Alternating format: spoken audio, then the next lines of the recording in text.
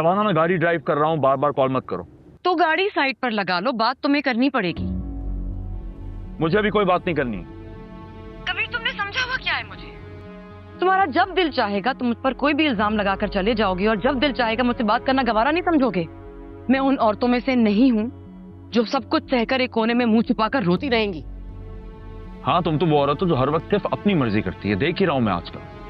कबीर, मुझसे इशारों में बात मत करो। मुझे प्लीज साफ साफ बताओ, किसने भेजी तुम्हें वो तस्वीरें? भेजी भी हैं या तुम खुद से मेरी इंक्वायरी करवाते फिर रहे हो? इंक्वायरी? शबाना, मैं कराऊंगा तुम्हारी इंक्वायरी? मैंने तुम्हें अपने घर में रखते वक्त एक दफा तुमसे नहीं पूछा।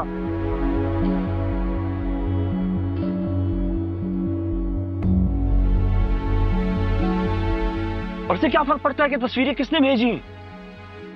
तुम थी अहमद के साथ, तुमने कहा था कि तुम हॉस्पिटल में नहीं रुक सकती क्योंकि तुम्हें कोई काम है, फिर तुम घर से भी चली गई। इतना झूठ! अच्छा, तो एहसान किया तुमने मुझे अपने घर में रखकर। मैं खुद नहीं आई थी यहाँ, और घर में भी शायद इसीलिए रखा होगा कि नजर रख सको मुझ पर। ऐसा ही है ना? शबाना, आई नो तुम्हारे साथ बहुत जबरदस्ती हुई है इस रिश्ते में, है ना? हमारा रिश्ता, तुम्हारा घर पे रहना, हमारी एंगेजमेंट, सब कुछ जबरदस्ती था।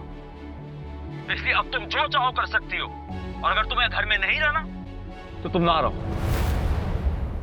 और हाँ, मैं नहीं जानता कि मुझे तुम्हारी तस्वीरें किसने भेजी हैं और किसको तुम्हारी जिंदगी में इतना इंटरेस्ट है।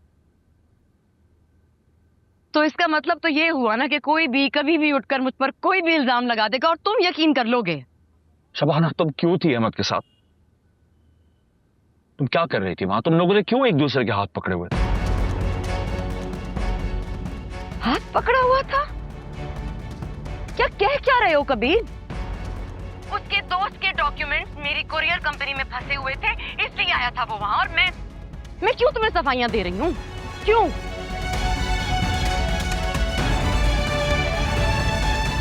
तो मत दो सफाई। बाय।